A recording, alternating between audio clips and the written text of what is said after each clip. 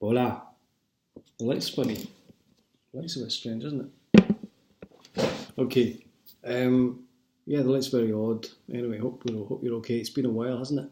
I've been away and been doing different things, and I've got a wine and a film to talk to you about. Funny enough, I've just been in Spain, so I feel I should be talking about Spanish wines, but I'm going to do that on another occasion because I've got a Bordeaux. I don't talk about French wine, or I haven't talked about French wine for a while, and there's a film I've wanted to talk to you about forever since I started doing these, which is this here, Le Dîner de Con, one of the greatest films ever.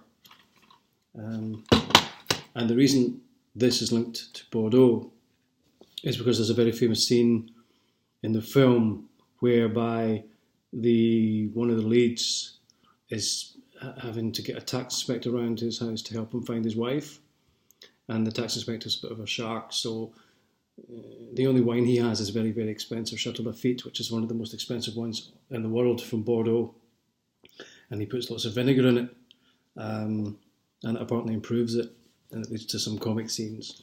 So that's the link between Dîner de Con and Bordeaux. I've forgotten the bottle, give me a sec.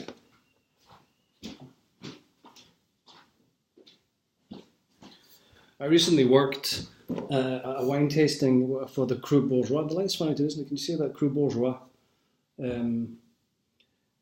Which is a Bordeaux classification, of which there are many wines. This one is made in Medoc, which is south bank. Bordeaux, you've got the left and right bank like you do in Paris. Left is south of the river, right is north of the river. The majority, although not all, of the most famous Bordeaux wines are on the south bank in terms of sub-regions. You've got Medoc, Haut-Medoc, you've got Saint-Estèphe, Saint-Julien, etc., etc.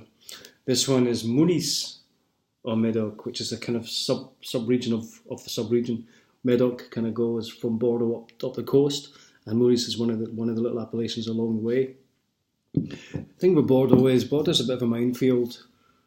I think the only wine in terms of buying in the high street is more of a minefield, or equally would be wines from Tuscany, Chiantis, for the simple reason there's so many of them. The Bordeaux issue is one, as I say, the quantity. Also, I think people get bogged down a little bit, and I think all those different regions confuses things. And the thing to think about with Bordeaux essentially is if you get is elegance, finesse, a bit of tannin really, especially if it's left bank. They tend to be more Cabernet Sauvignon dominated. The main grapes in Bordeaux, you've got Cabernet, you've got Merlot. They're the two main ones. You've also got Cabernet Franc, a bit of Malbec, and a bit of Petit Verdot, which is in this one, the Chateaubriand. Petit Verdot is always a small percentage, 5%, something that gives structure. Now, this is not a Chateau Lafite like in the film. This is a mid-range. Cru Bourgeois are mid-range price. 2016 is probably a little bit young, ideally to drink it. I'm going to have a little go at it. On the nose, you've got a little bit earthy, a little bit of vegetal, which makes me think of Cabernet Franc, and then there's some very deep, rich kind of berry fruits and dark berries and plums on the nose. It's an interesting nose. I think it's very young, this wine. Anyway.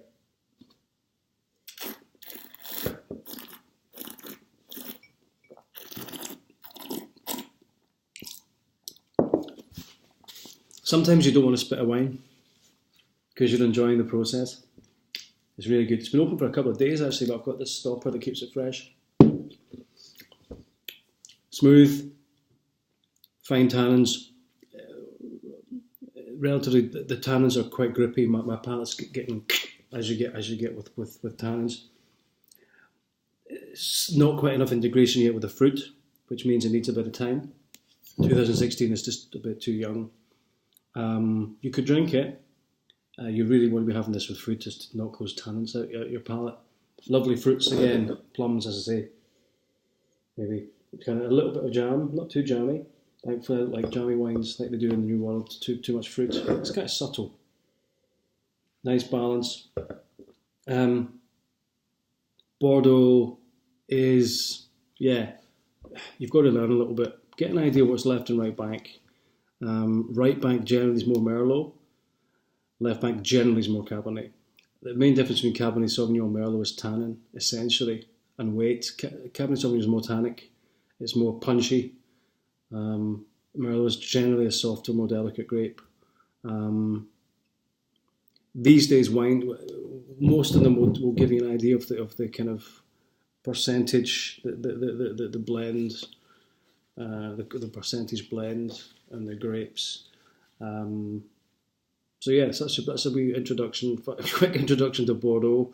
I'm sure there's much more to say, but anyhow, now the film Le Dîner de Con from 1998, directed and written by a man called Francis Weber, who's a legend in French cinema. He's also pretty well known in the States. A lot of his films have been adapted into American films, things like Three Men and a Baby, Three Fugitives. They're originally French films, although I might be contradicting myself, and I'm not sure if Three Men and a Baby is one of his, but certainly a lot of his films have been translated, including Three Fugitives.